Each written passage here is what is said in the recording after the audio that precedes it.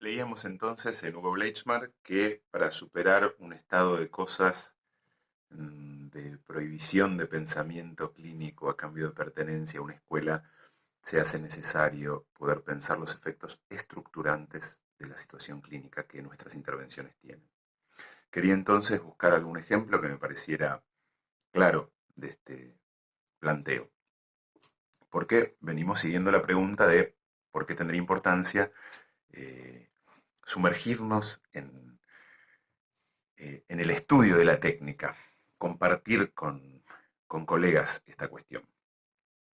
Y pensé en un ejemplo de Rafael Civils, psiquiatra y psicoanalista uruguayo. Van a ver que hay algunas palabras que provienen eh, de la psiquiatría en cómo describe a sus pacientes, aunque me parece que el modo en que las piensa es más característico del psicoanálisis. Em, es un artículo, es un cuestionario que le hacen a él y a otros dos analistas más en revista Topía, que se llama La interpretación en la clínica psicoanalítica. Allí, tratando de desarrollar el tema, da algunos ejemplos clínicos.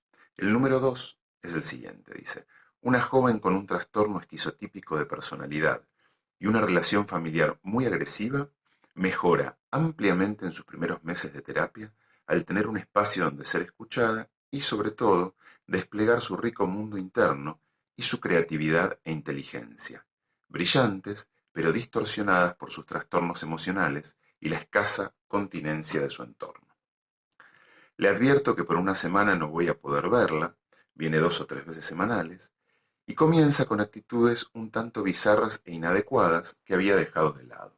Agresividad, exposición a riesgos, provocaciones y conflictos con el entorno inmediato, concurre a las sesiones y a sus estudios de arte disfrazada, etc. Le interpreto, le digo, que lo que sucede tiene que ver con la amenaza de pérdida de su espacio en la terapia. Responde que no sea tonto, que no me crea el eje del universo. Mis palabras no tienen efecto y exacerba sus actitudes, sobre todo la agresividad.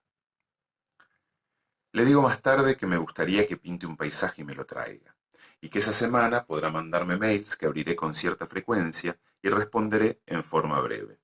Rápidamente mejoran sus síntomas. Por supuesto, ella percibió que el sentido de lo que le decía era el mismo que le había expresado verbalmente. Pero aclara: yo necesito movimiento, acción y cuerpo. Y si vos me permitís eso, entonces no sos tan estúpido como a veces pareces.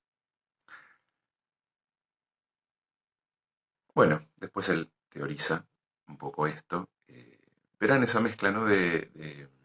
Ahí donde dije modo de caracterizar a los pacientes propios de la psiquiatría, me refiero por supuesto a una psiquiatría hegemónica, ¿no? Hay psiquiatrías que están mucho más cerca de un psicoanálisis no hegemónico que algunos psicoanálisis hegemónicos. Bueno, entonces se verá en este ejemplo cómo Rafael, interviniendo de un modo más clásico, interpretándole a la paciente que sus vacaciones eran que estaban por venir, lo que producían una amenaza para ella, esto no hace más que ponerla peor a la paciente, ¿no? Podríamos pensar, podría llevar a más medicación o a medicación si no lo hubiera. Pero en cambio, en vez de hacer esto, en vez de suponer que su paciente no va a poder con sus vacaciones, se cuestiona por su modo de intervención, ¿no? Como si dijese: ¿no será que estoy interviniendo de un modo que es pertinente en cuanto a lo que apunta la angustia de separación, pero no al modo en que la paciente puede recibir esa intervención? Y entonces prueba de otro modo, ¿no? Prueba de un modo más corporal, más artístico, más cerquita del cuerpo. Y lo que ocurre es que la paciente perfectamente podía con esa situación, lo que necesitaba es que él reconociese por dónde andaba su necesidad y por dónde andaba su posibilidad de subjetivar esa situación.